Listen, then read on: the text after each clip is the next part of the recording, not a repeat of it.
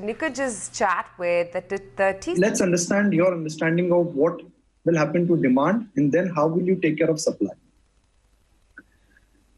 From a demand perspective, what we are seeing is a fairly unique situation because it is not that a specific demand has collapsed. It is that economic activity has been externally stopped.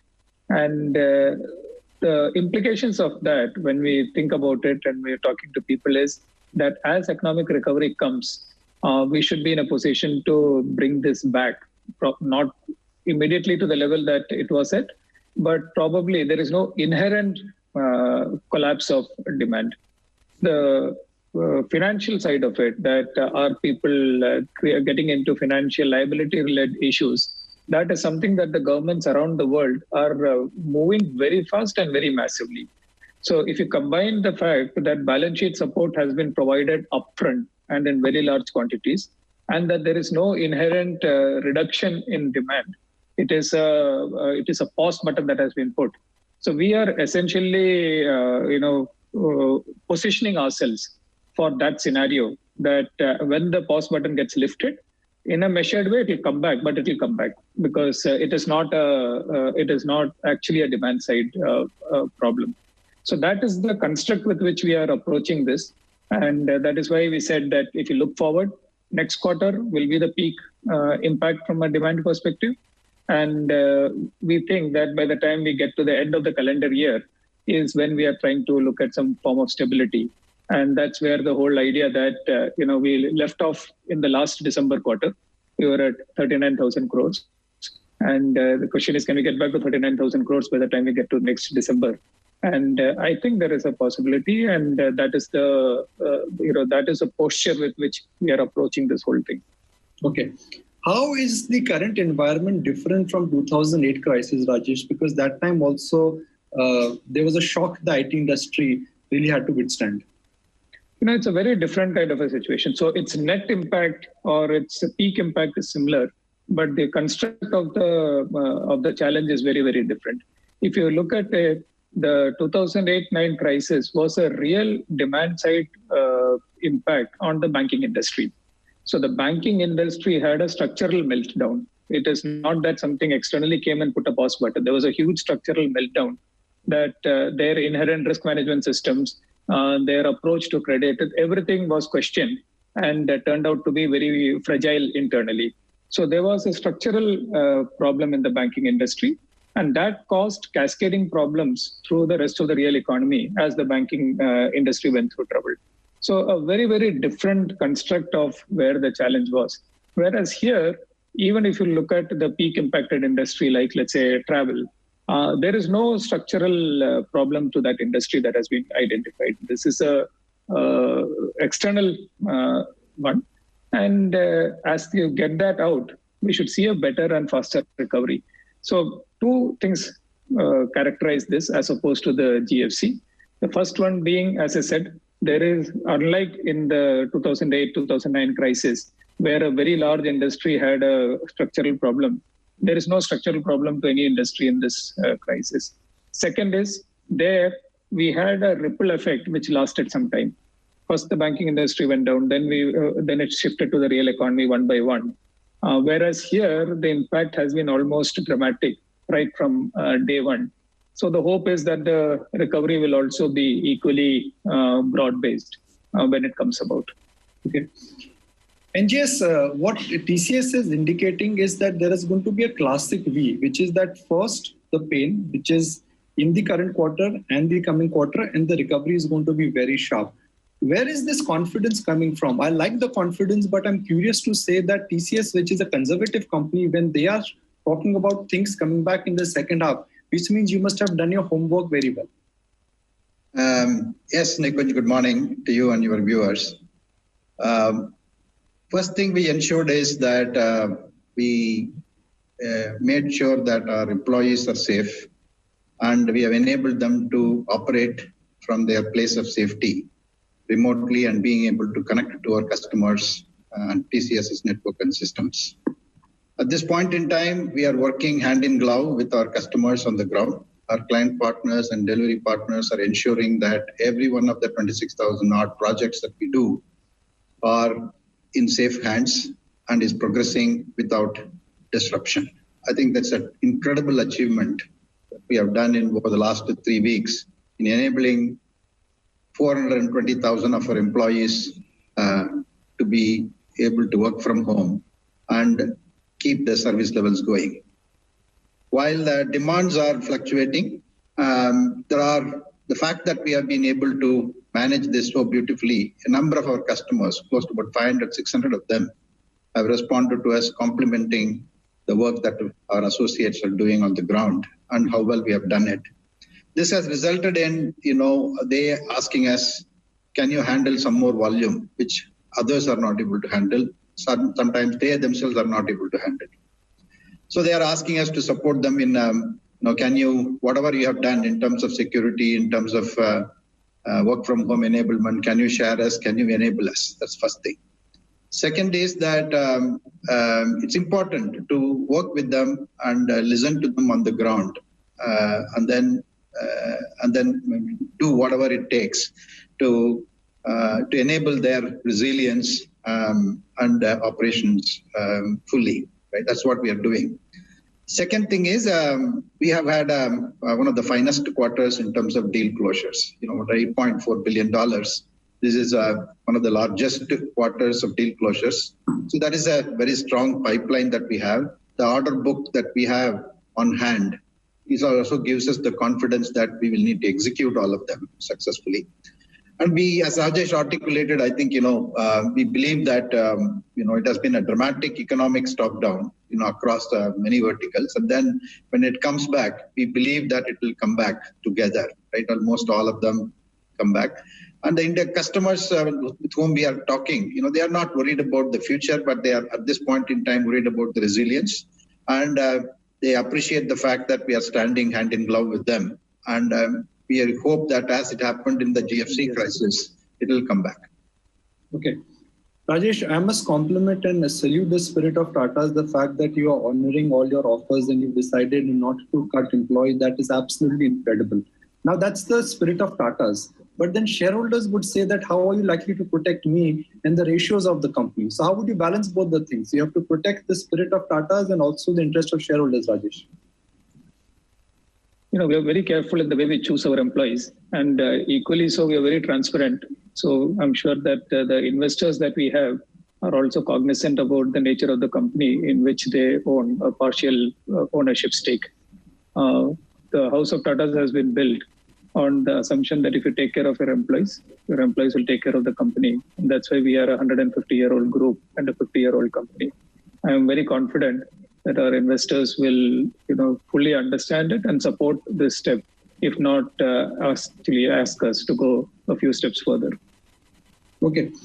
Rajesh, could there be a reboot in the IT model, given that now on-site versus off-site, the traditional models could be challenged? Suddenly travel is going to be less. SG&A expenses could be completely different. Are we looking at a complete retooling of the Indian delivery model?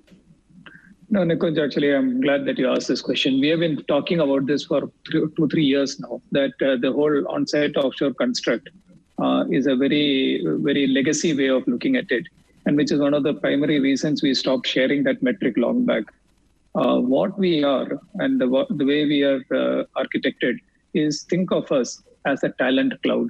And we are present, we have instances across all over the world in 50 different countries. And when a customer logs into us, when a customer engages with us, they are engaging into this seamless talent cloud, which can flex infinitely and make its presence felt in any given geography at any given point in time. So the actual decision as to where the work happens, how the work happens, how it dynamically shifts, that's something that is actually agnostic to the customer. And that is the delivery model that we have progressed to.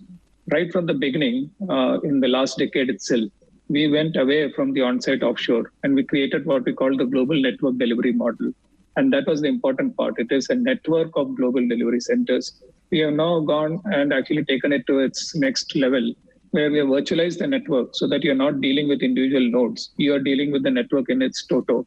Just like when you log into a public cloud, don't really know where your compute is happening or where your data is happening. You rely on the inherent governance and the strength of that cloud. And that's exactly the organization structure and more importantly, the operating model and the governance that we have put in place. It requires scale and it requires investment. And we have been very systematically building this out for the last many years. And this crisis is actually showcasing the strength of that model. And we are progressing this even further into the actual physical location of our employees by rolling out what we're calling the secure borderless workspaces model. So we see this as a logical evolution of a journey that we have been on for a long period of time. And once again, we introduced the old model to the world, and we have been the leaders in introducing this new way of working. I must mention it just for the benefit of our viewers that it is absolutely incredible what the TCS crack team has managed to achieve. They have over 4 lakh employees and they have capabilities now. 90% plus can work from home. So it's absolutely incredible how the top team has come together. So NGS, I don't want to get this one wrong, but what you are telling and sharing with us is that, look, there is a delay in client commitment, but there is no cancellation and you're fairly confident that the order book will not be cancelled and new orders may be slow, but new orders will come. Absolutely. There are pockets, where we are experiencing some cancellations, but overall, I think the order book that we have is intact, and the onus is on us to execute it. And as Rajesh articulated, this SBWS model is really doing wonders for us. The experience that we have in the last 3 weeks has been outstanding. There are customers whom we commenced the project about 2 weeks ago, where the entire team was virtually present. The whole thing was remotely taken over, transitioned, and the governance that we have is also being tweaked to ensure that how do you manage work, how do you assign work remotely, how do you monitor work remotely. So all that is in place. So wish us well. Yes, Rajesh, couple of months ago, you said that, look, TCS is able to find opportunity in all the crises. Now, given that the world would be going towards more digitization, more automation, more embracing of technology, the digital piece of TCS, which is more than 25% of the business, do you think now is going to be growing and is going to be adaptable more? I mean, this crisis may be a blessing in disguise for that piece of the digital business of TCS.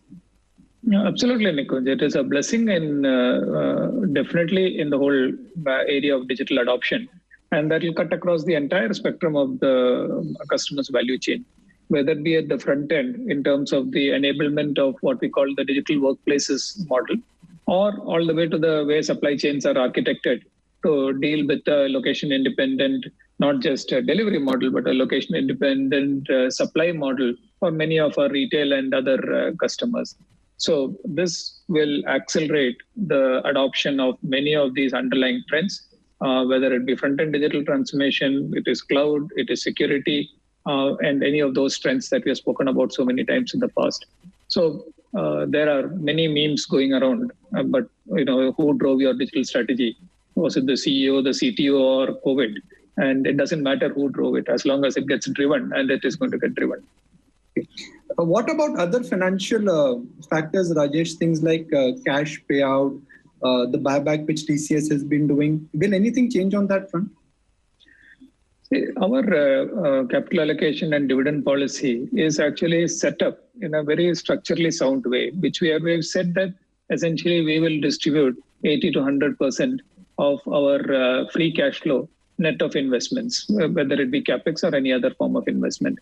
I think that's a very structurally safe policy stance, and I don't see a need to revisit that currently. And we will, continue to execute on that policy. And just to get clarity on the salary hike, has that been postponed indefinitely, or this is only for this year? We neither like to carry baggage nor like to keep on saying, okay, we are just doing it for 1 month or 2 months, etc. And the salary hikes have been cancelled. If there is a occasion to revisit it, we'll happily do so when the right time comes. Okay. NGS, what right now everybody is working with an assumption that both global economy and local economy will pick up in the second half. That's an assumption, but that could be an assumption. What is the risk to your forecast or your comments that you expect that by Q3 of this financial year, things will stabilize? So what is the challenge to that assumption NGS? I think, the lockdown has created a new world order for sure. And all economic activities have been downsized to a great extent. But life will not be like this forever. So we are, as everybody is hoping that, when this lockdown is over, things will slowly come back to normal.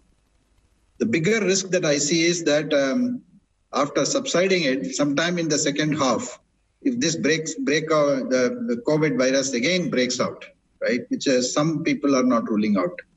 That happens, I think, that will be a bigger issue.